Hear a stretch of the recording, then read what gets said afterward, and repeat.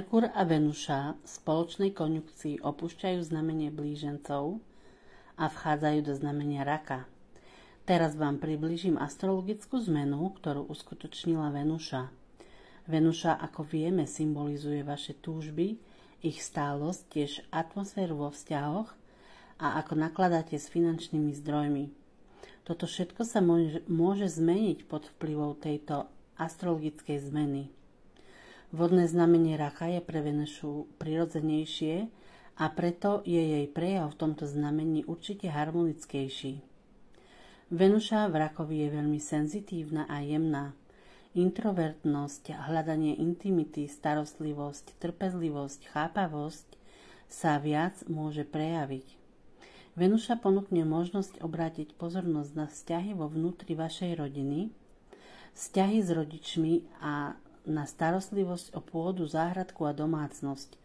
Možno budete mať nutkanie niečo pekné si kúpiť do bytu, skrášliť alebo niečo vynoviť v priestoroch vášho domova.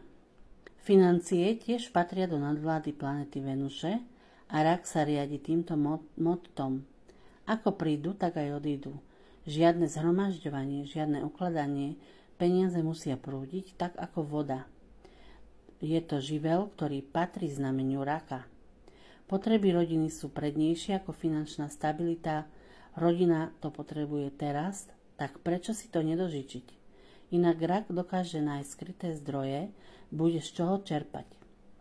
Aspekty, ktoré vytvorí Venuša v znamení Raka, trvajú 2 až 3 dní. Tu uvediem deň, kedy aspekt bude vrcholiť. O každom aspekte sa dočítate na stránke Patreonu. Do popisu videa vám pripojím link. Mesiac júl budú všetky články otvorené pre voľných Patreonov. To znamená, že je potrebné sa zaregistrovať a nemusíte uhrádzať členský poplatok. Srdečne vás na stránke uvítam.